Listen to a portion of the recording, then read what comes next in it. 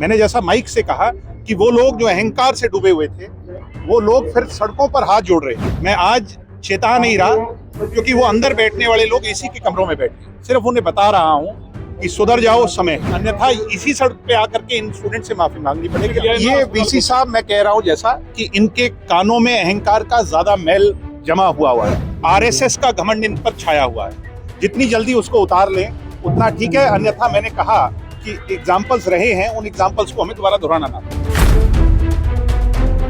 हिसार में चौधरी चरण Singh Haryana agriculture university में छात्रों का धरना प्रदर्शन चौथे दिन भी जारी रहा है। इस सिलसिले में शुक्रवार को जेजेपी के युवा प्रदेश अध्यक्ष दिग्विजय चौटाला धरने पर बैठे छात्रों से मिलने पहुंचे, जहां उन्होंने छात्रों को अपना पूरा समर्थन दिया।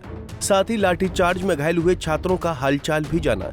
इस दौरान दिग्विजय चौटाला ने छात्रों को संबोधित करते हुए कहा कि मैं कोई राजनीतिक बात करने यहाँ नहीं आया हूँ और न ही कोई राजनीतिक बात करूंगा।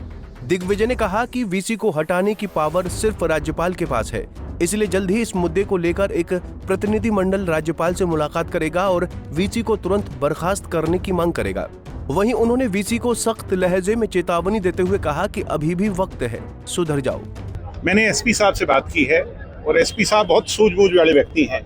मुझे उम्मीद है कि एसपी साहब सख्त से सख्त, कड़ी से कड़ी कार्रवाई करेंगे, जो धारा लगनी चाहिए उसको लगाएंगे और निहत्थे बच्चे जो गरीब घरों के बच्चे हैं अपना सब कुछ छोड़ करके हरियाणा नहीं देश के कोने कोने से आकर अपना भविष्य इस यूनिवर्सिटी में तलाश और तराश रहे हैं, उनको न्याय मिलेगा। सर, तमाम पार्टियों के बड़े नेता आज नहीं है, 3-4 दिन हो गए मुद्दे को चलते हुए, अभी तक कोई भी कार्रवाई नहीं की गई है। कब करेंगे कार्रवाई? मुझे उम्मीद है कि जो कार्रवाई पुलिस को करनी है उस पर पुलिस एक्ट करेगी। इसके अलहदा हम गवर्नर साहब से आज ही समय मांगेंगे। उम्मीद है कि जल्दी उनका समय हमें मिलेगा। मैं यहाँ के प्रतिनिधि मंडल के साथ गवर्नर साहब से मिलूंगा। इसके अलहदा मैंने मांग की है कि अगर सरकार इन लोगों पर सही धारा नहीं लगाती है तो प्राइवेट डॉक्टर्स की ओपिनियन लेकर के एक रिपोर्ट तैयार कर ली जाए, जिसको लेकर हम हाई कोर्ट के अंदर जाएं और हाई कोर्ट की वोकेशनल बेंच के सामने जाकर के इस मुद्दे को लगाएं और छात्रों की आवाज को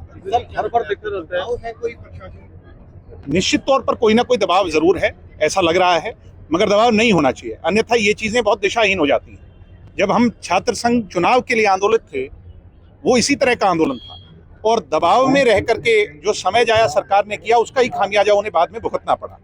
मैंने जैसा माइक से कहा कि वो लोग जो अहंकार से डूबे हुए थे वो लोग फिर सड़कों पर हाथ जोड़ रहे थे। मैं आज चेता नहीं रहा क्योंकि वो अंदर बैठने वाले लोग एसी के कमरों में बैठे, सिर्फ उन्हें बता रहा हूँ कि सुधर जाओ समय है, अन्यथा इसी सड़क पे आकर के इन स्टूडेंट से माफी मांगनी पड़ेगी। आपके पास कोई चारा नहीं। वीसी साहब एक बार भी ना तो यहाँ पर किसी का ध्यान पूछने के लिए आए। ये वीसी साहब मैं कह रहा हूँ जैसा कि इनके कानों में अहंकार का ज्यादा मैल जमा हुआ है और आरएसएस का घमंड इन पर छाया हुआ है। जितनी जल्दी उसको उतार लें उतना ठीक है, अन्यथा मैंने कहा कि एग्जाम्पल्स रहे हैं, उन एग्जाम्पल्स को हमें दोबारा दोहराना ना पड़े। देखो जी, एक अहम सवाल है, एमएलआर को लेकर संशय है विद्यार्थियों में कि एमएलआर, मैंने कहा एमएलआर ठीक ढंग से नहीं बनी है, जो धारा लगनी चाहिए थी, गहरा कट था, उसके बावजूद भी नहीं लगी है। मैंने साथियों से कहा है प्राइवेट ओपिनियन लेकर के एक रिपोर्ट बना लें जिसको लेकर हम हाई कोर्ट में जा सकें। वहीं मीडिया से बातचीत करते हुए दिग्विजय चौटाला ने कहा कि छात्रों के साथ जो कुछ भी हुआ वो बेहद निंदनीय है। इसका खामियाजा यूनिवर्सिटी प्रशासन को भुगतना पड़ेगा। हम इस मुद्दे को लेकर हाई कोर्ट भी जाएंगे और स्पेशल बेंच के जरिए छात्रों को न्याय दिलाएंगे। साथ ही उन्होंने कहा कि इन लोगों को इतिहास से सीखना चाहिए। पटना की एक यूनिवर्सिटी से निकला आंदोलन इस देश की व्यवस्था बदलने की तरफ चला गया था और बड़े बड़े तंबू उखड़ गए थे। अंदर बैठे कंबोज साहब के कान में अहंकार रूपी मैल की परत बहुत ज्यादा जम चुकी है।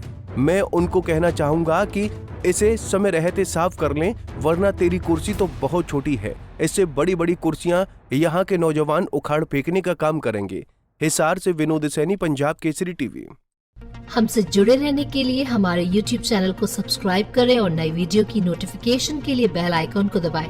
अगर आप ये वीडियो Facebook पर देख रहे हैं तो लाइक जरूर करें और ज्यादा से ज्यादा शेयर करें। धन्यवाद।